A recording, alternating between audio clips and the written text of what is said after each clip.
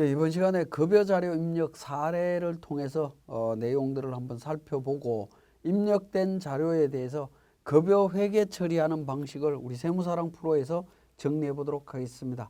교재는 150페이지의 실무 사례 부분입니다.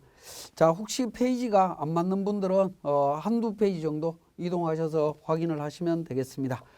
자, 자료를 급여 자료 입력 메뉴에 입력하고 간이세액 산출하고 급여 대장 및 급여 명세서 지급 일자를 회계 처리해라 라고 되어 있습니다. 자, 우리 사원 등록에서 이미 관련되는 직원들에 대한 사원 등록이 완료되어 있습니다. 그 완료된 직원들을 대상으로 급여 자료 입력으로 들어갑니다. 자, 급여 자료 입력으로 들어갈 때 최초로 들어갈 때 처음 시작할 때는 F4번 수당 등록을 통해서 정리를 먼저 해야 된다라고 말씀을 드렸습니다. 수당에는 기본급, 가족수당, 그 다음에 자가운전 보조금, 식대, 야간수당, 월차 수당이 있습니다. 그런데 실질적으로 가족수당은 지급된 내용이 없죠. 급여대장 명세를 보니까 가족수당은 등록을 안 해도 상관없겠습니다. 자, 자가운전 보조금 관련되는 부분은 보니까 비과세 적용 사원과 과세 적용 사원이 동시에 있다라고 되어 있습니다. 그래서 비과세와 관련해서 자가운전 보조금과 관련해서 비과세 관련되는 부분과 과세 관련되는 부분을 구분해서 표시를 했습니다. 등록을 했고요.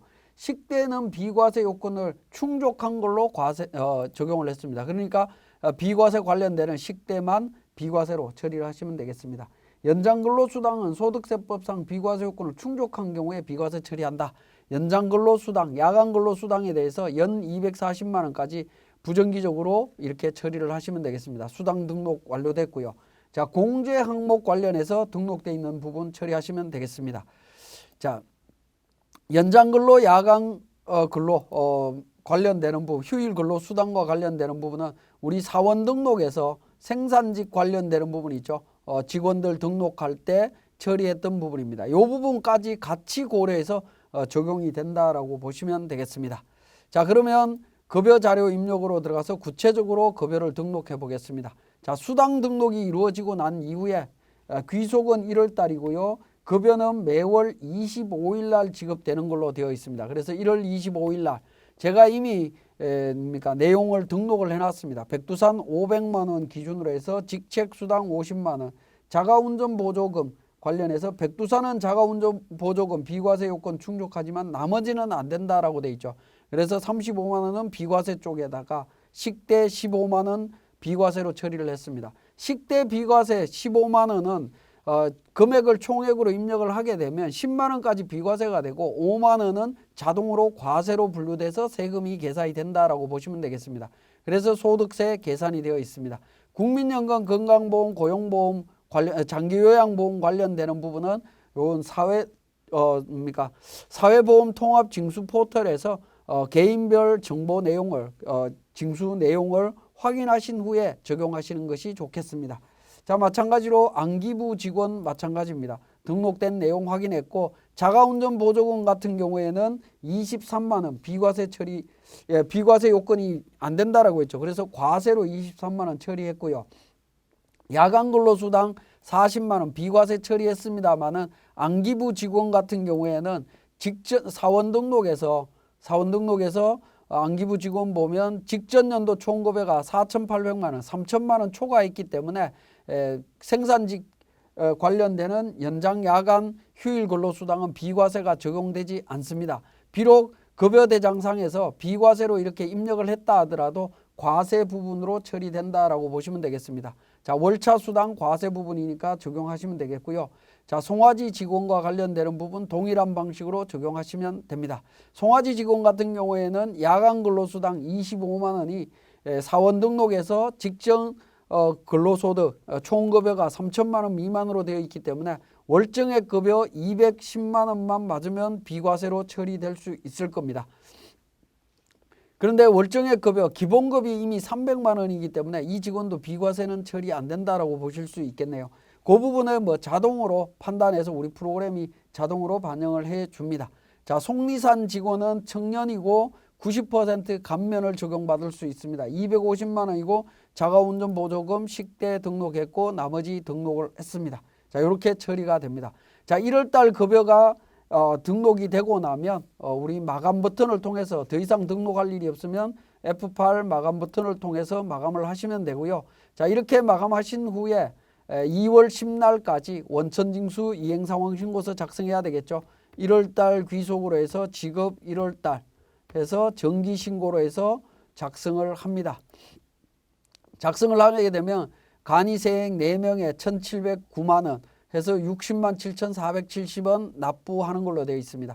이렇게 마감해서 전자신고 하시면 됩니다. 전자신고 할 수 있습니다. 자, 그러면 2월달 급여로 들어가도록 하겠습니다. 자, 2월달 급여로 들어갑니다. 2월 25일 날 해서 누르게 되면 지급일자를 넣게 되면 전월급여 대장을 복사하겠느냐 하는 부분이 나옵니다. 전월급여 임금대장 포함하여 복사하겠습니까? 예라고 누르면 급여 임금대장 복사, 아니요 하면 급여 대장만 복사가 되고요. 취소하면 직접 입력하는 방식이 되겠습니다. 예라고 누르게 되면 관련되는 정보가 1월달 내용이 자동으로 반영이 됩니다. 자동으로 반영이 되고 여기에서 이제 수정사항이 있으면 수정해서 정리를 해주시면 됩니다. 만약에 수정사항이 없으면 그대로 마감해서 정리를 하시면 됩니다. 그리고 원천징수 이행상황신고서 마감해서 신고하시면 되겠습니다. 자, 5월 달에 송아지 직원이 5월 25일 날 퇴사를 했죠. 자, 2월 달 급여 관련되는 부분 다시 말씀을 드리면 연말정산분에 대한 부분 반영을 해야 되는데 제가 반영을 안 했네요. 자, 연말정산 관련되는 부분 반영하는 과정을 한번 보도록 하겠습니다. 자, 2월 달 급여를 반영을 했고요. 연말정산 2019년도 연말정산 관련되는 부분을 F7 옆에 보시면 역삼각표 있는데 역삼각표 통해서 연말정산이나 분납 적용을 선택을 합니다. F11번 분납으로 가도록 하겠습니다. 분납으로 가서 연말정산분을 불러옵니다. 전년도 연말정산 추가자료 입력에 있는 내용들을 불러오신 다음에 분납세액을 계산을 합니다. 전체 선택을 하신 다음에 분납 계산해서 반영을 합니다. 이렇게 반영해서 분납 처리를 하시면 됩니다. 그러면 2월달 분납과 관련되는 부분 반영이 되어 있고요. F8 통해서 마감을 합니다. 급여대장 마감하고 나면 어떻게 됩니까? 분납으로 되어 있죠.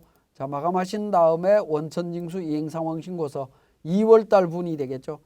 귀속 2월, 지급 2월 해서 이렇게 신고를 하게 되면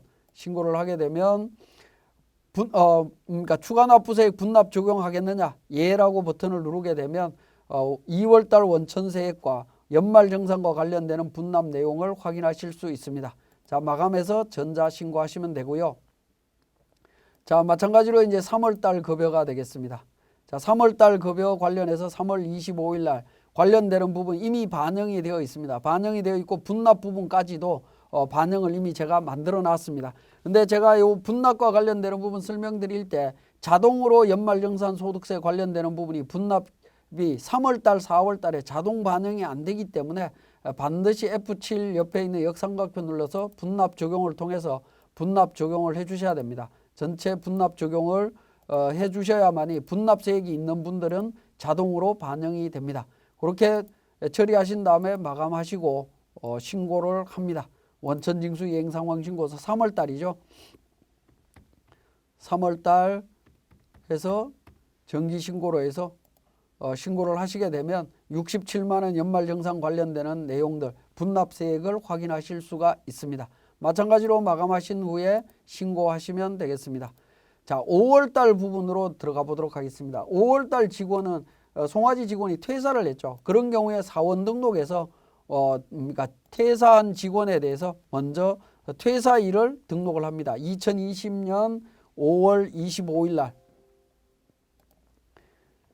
5월 25일 날 퇴사한 직원으로 등록을 합니다. 그러면 입사 연월일 옆에 퇴사라고 표시가 될 거고요.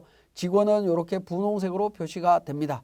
자, 퇴사 연월일부터 먼저 입력을 하신 다음에 급여 자료 입력으로 갑니다. 자, 5월달 급여 25일 날 지급을 하죠. 전월 급여 대장 복사하겠느냐? 예라고 해서 복사를 합니다. 자, 복사를 해서 송아지 직원 같은 경우에는 퇴사 자료에서 이렇게 세액이 계산이 되어 있습니다. 자, 이 퇴사자로 표시된 직원은 중도 퇴사자 연말 정산을 해야 되겠죠. F7 중도 퇴사자 정산이라고 하는 메뉴를 통해서 퇴사월 소득세 반영을 하거나 아니면 그대로 반영하거나 해서 처리하시면 됩니다. 퇴사월 소득세 반영이라는 버튼을 통해서 정리를 하게 되면 환급 금액은 32만 6,500원이 됩니다. 자, 이렇게 계산이 되면 숫자가 달라지는 것처럼 보이지만 당해월 이 소득세가 그러니까 함께 반영이 된 거기 때문에 결과치는 동일하다라고 보시면 되겠습니다. 자, 이렇게 반영해서 급여 반영을 누르게 되면 중도 퇴사자 관련되는 부분이 반영이 됩니다. 반영이 되지만 결과적으로는 원천징수한 세액을 다시 환급해 주는 거기 때문에 결과치는 똑같습니다. 어쨌든 이 송아지 퇴사자 직원에 대해서 중도 정산 적용했습니다. 중도 퇴사자가 있는 경우에 정산 적용하고요. 마감 버튼을 통해서 마감합니다. 자, 그리고 5월달 관련해서 회계 처리를 합니다. 원천징수 이행상황신고서를 제출을 합니다. 자, 5월달 원천징수 이행상황신고서 작성을 하게 되면 어떻게 됩니까? 중도 퇴사자에 대해서 내용이 나오죠. 32만 6,500원 환급이 나온 것을 확인하실 수가 있고 이 내용을 마감해서 신고하시면 되겠습니다. 자, 그 다음에 6월달 급여가 되겠습니다. 6월달 급여는 상여금이 있습니다. 그죠? 6월달 급여와 관련해서는 이미 제가 등록을 해놨습니다. 등록을 해놨는데 백두산 안기부 속리상 관련해서 상여금 관련되는 정보 다 입력했고 원천세 반영을 다 했습니다. 자, 그리고 이제 지급일자를 통해서 이렇게 이제 반영이 가능하다라는 거 말씀을 드렸고요. 지급일자를 통해서 보시면 1월 달부터 12월 달 급여까지 전체 다가 처리되어 있는 것을 확인하실 수가 있습니다. 다 마감 처리가 되어 있고요. 12월 달 급여만 지금 마감 처리가 안 되어 있네요. 자, 12월 25일 날 급여 관련되는 부분 확인하시고 F8번 마감 처리를 하도록 하겠습니다. 자, 이렇게 해서 이제 12달치에 대한 급여 부분을 우리가 그러니까 원천징수 이행상황신고서 작성을 통해서 신고하는 것을 확인하실 수 있습니다. 우리 교재 153페이지에 계속근무자에 대해서 1월달 급여 입력한 후에 2월달 급여 반영되는 과정과 계속근무자에 대한 연말정산 반영하는 부분, 중도퇴사자에 대한 연말정산 반영하는 부분 다 설명을 드렸습니다. 자, 교재 155페이지에 급여자료 회계 처리와 관련되는 부분입니다. 자, 급여자료와 관련되는 부분을 일반 전표 입력, 우리 회계관리 쪽에 있는 전표 입력에 보시면 일반 전표 입력이라고 하는 메뉴가 있습니다. 여기에 회계 처리 내용을 반영을 해야 되겠죠. 자, 인사급여 쪽에서 원래는 이제 급여자료 입력에 있는 급여대장을 전부 출력을 하신 다음에 그 내용을 보고 직접 세무 처리를 해야 되겠습니다만은 여기에 입력된 자료를 우리 세무사랑 프로에서는 급여자료 회계 처리라고 하는 메뉴가 있습니다. 이 메뉴를 통해서 바로 직접 일반 전표에 우리 세무사랑 프로를 통해서 직접 입력을 할 수 있다라는 겁니다. 자, 귀속 연월 해서 있습니다. 자, 1월 달부터 1년 12달치 급여에 대해서 기본적으로 처리를 해 보도록 하겠습니다. 이미 제가 처리한 내용들이 있기 때문에 전표 전송된 부분을 취소하도록 하겠습니다. 자, 취소한 상태에서 내용을 한번 보도록 하겠습니다. 자, 이렇게 이제 귀속 연월 제가 처리하고자 하는 기간에 대한 급여를 먼저 확인을 합니다. 그렇게 확인하신 다음에 상단 부분 메뉴에 툴바의 메뉴에 보시면 F7 분계 설정이라고 하는 부분이 있죠. F7 분계 설정을 눌러봅니다. 자, 급여자료 회계 처리에서 가장 중요한 부분은 F7 분계 설정에 대한 부분입니다.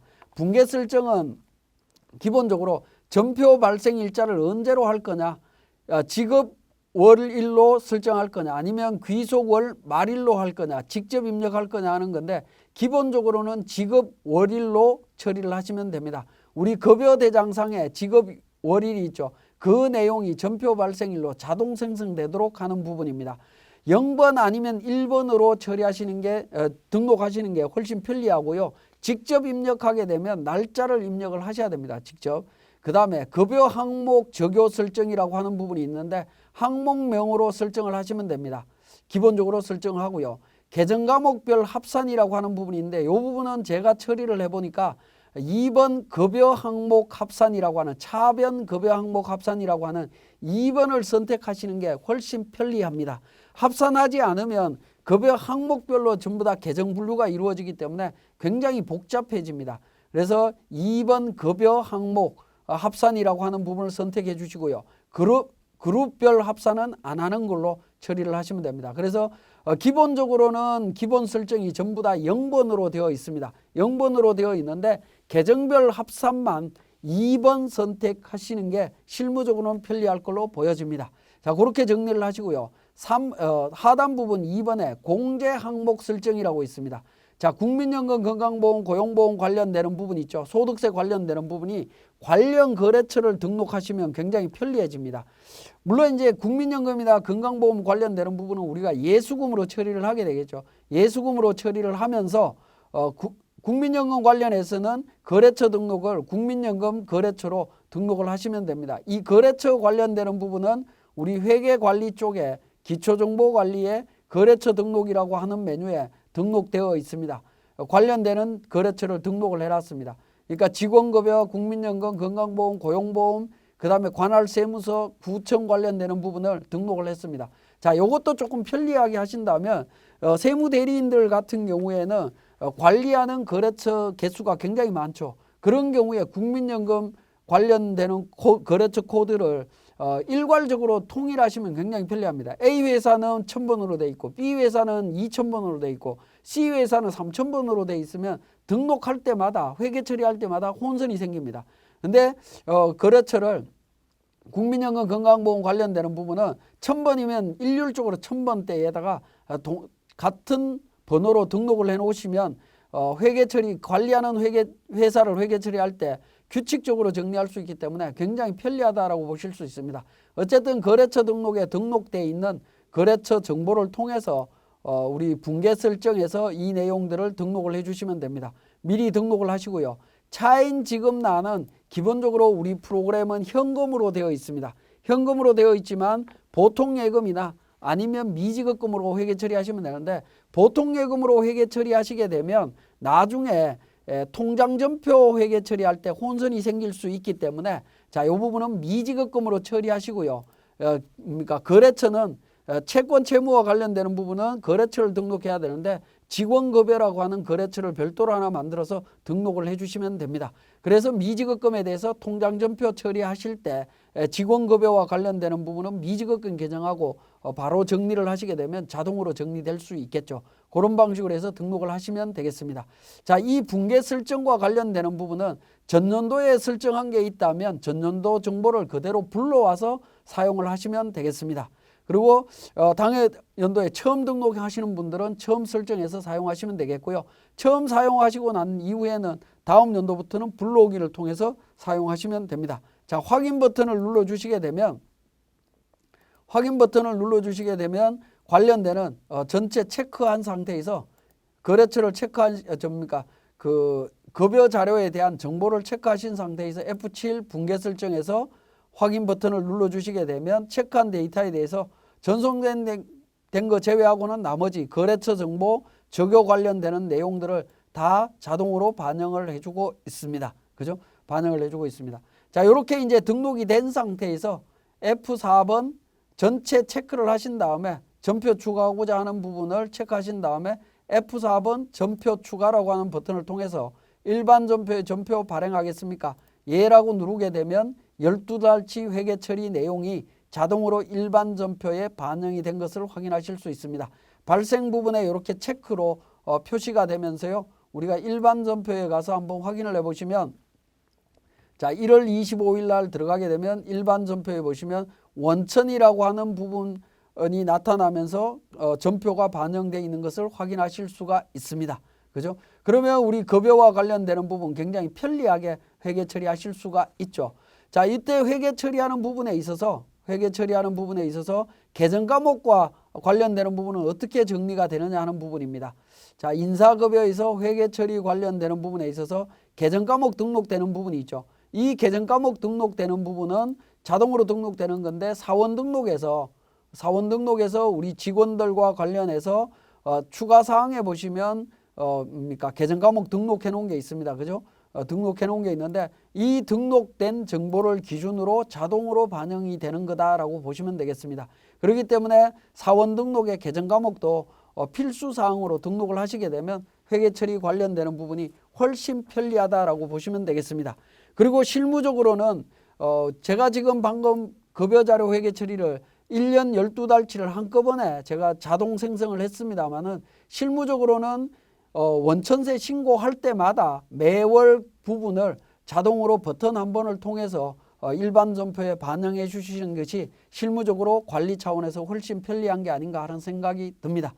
자, 지금까지 우리 급여자료 입력에 대한 사례를 통해서 급여자료 회계 처리까지 정리를 했습니다.